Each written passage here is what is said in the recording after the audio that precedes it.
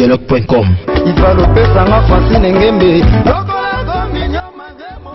congodialogue.com.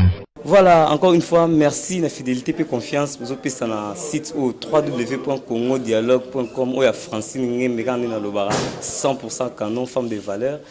Merci mingi lisusu na ye moko beti bwana océan ya munene, pourquoi pas Piro Ngombo, El Picasso. Donc bienvenue sous na émission na biso découverte. Donc pas ouais bozora pina ba découverte ma solo ya solo pina ezala rande na rata émission na rata Congo dialogue. Lelo to ya mi pona bino o azali artiste akangi kina mama générique parce que ya osamba za na ngote o ayebi parce que to yo ko musique pina soko yo yango o ba ka te o ayebi te. Donc yé bazo bengaye Robinho, donc je pense que réalisateur au fond la biso pina pour que tout bêtement moi les solo pour to soyez en plein studio. Donc tu katiku tout tu interrompre dans na rata musala mais andimika ka asola na bana poto après ça bon message par rapport au studio. Mbote artiste. Ouais, bonjour, bonsoir. Mbote na ba Robin Mundibu. Nathan voilà, Mundibu. Tout ça on a studio ndiayi pour na kokende moi rapide. Tout son avec bande comme ça baza moi ebele studio à plein. Bande on ba journaliste baza moi ebele. Bref, tout ça on a studio ndiayi. Tout ça la ni na studio, tout ça album na Congo noir et blanc. Après avoir que ça la maxi single chiffre 9 depuis année passée, mois de juillet, le 30 juillet, donc 2016, sur Goyo, en 2017, on a continué pour réaliser projet et album on a depuis là. Et tout changeant juste comme tout est bien comme noir et blanc. Donc noir et blanc pourquoi? Parce que d'abord noir et blanc est allié par rapport d'abord il y a couleur où ils a simple couleur où il accompagne rabiso mingi na ba cérémonie couleur où ils ont la facilité et voilà donc il y a un moni to préférer qui tout ça la musique mon est simple musique mon est bien il y a un topé on a combo il y a noir et blanc topé album on a combo noir et blanc donc ba peuple congolais album na bino noir et blanc ils ont la carte studio toujours travailler à toi na ndiayi studio ndiayi toujours bosango toujours travaillant pour ça servir à la mingité quoi et puis voilà. Quand album noir et blanc tu as combien de titres bon ici vraiment pour na ba mélomane tout ça juste 12 titres tout ça 12 titres et puis voilà 12 titres. Voilà 12 titres avec combien de génériques parce que yone boabi qui était mikolo kangi masola générique donc générique né Robin. Bah tout ça là 4 génériques. Na uetika les alliés ba afrobeat na ba rumba voilà na ba générique wana parce que tu es quitté mingi comme une image ya moi tali générique za ne Robinho ba krini o ezapena ya sika o ekosala so se kanga batura ba chana lubuye ba sukola mata coin ba za la patient base l'album noir et blanc ba redécouvrir parce que ils ont défi parce que yo mo mi pesi ozo mi pesa ba défi na yebi Robinho Mundibu na saka toujours ka effort ya romata jamais na sala rendez-vous na de kokita je ne descends jamais je cherche toujours ya romata puis voilà na côté on a mi pesa la rendez-vous na vie donc ngana tala ba Michael Jackson na tala kuna donc voilà na ko sala boete nga saka effort okende. Voilà la raté chaque jour on travaille chaque jour on raisonnaka et là on faut na sala sur lobby et là on est na sala na mikolo kuya donc raisonnaka musique na sala ka musique.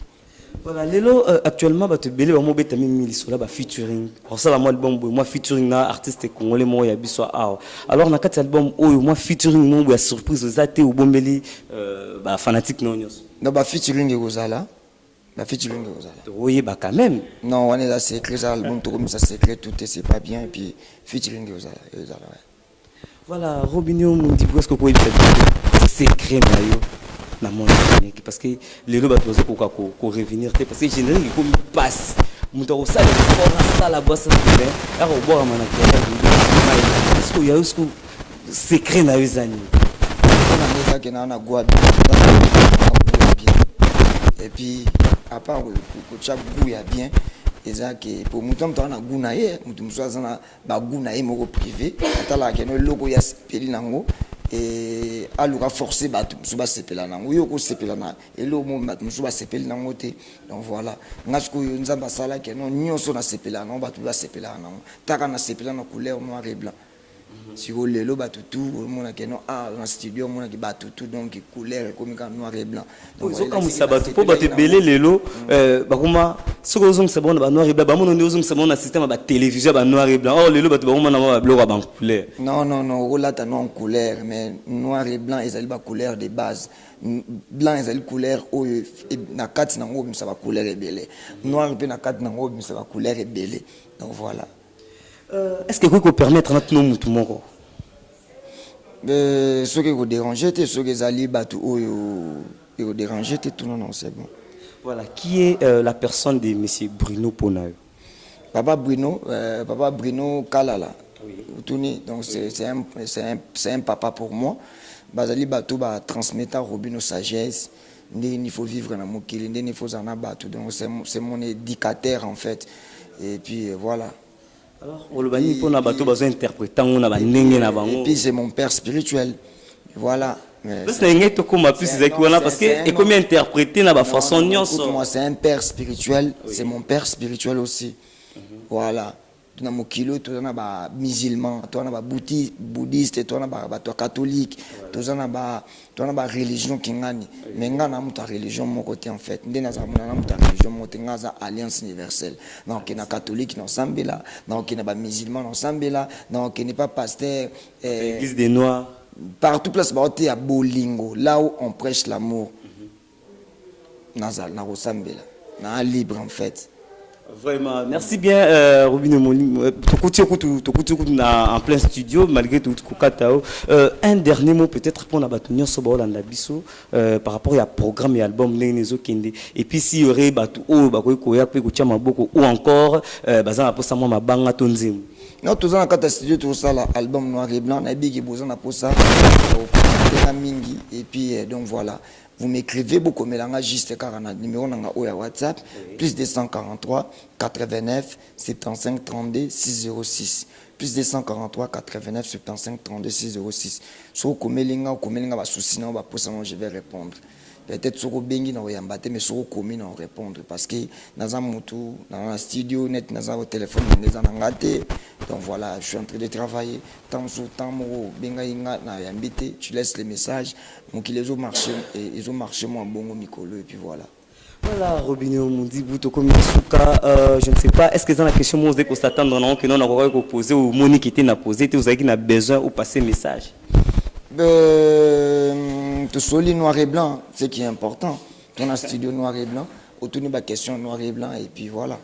Vraiment. Merci. Donc ça n'est fini avec Robino Mondibou. Donc merci.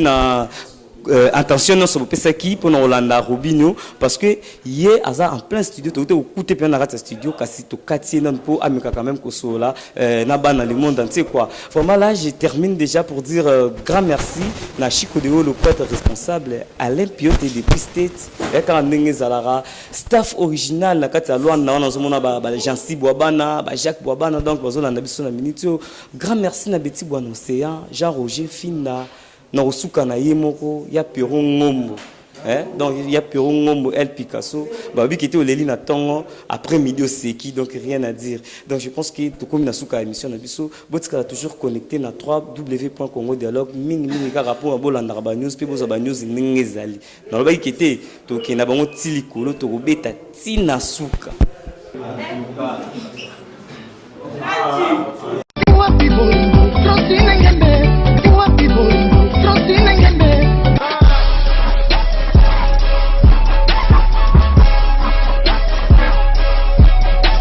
congodialogue.com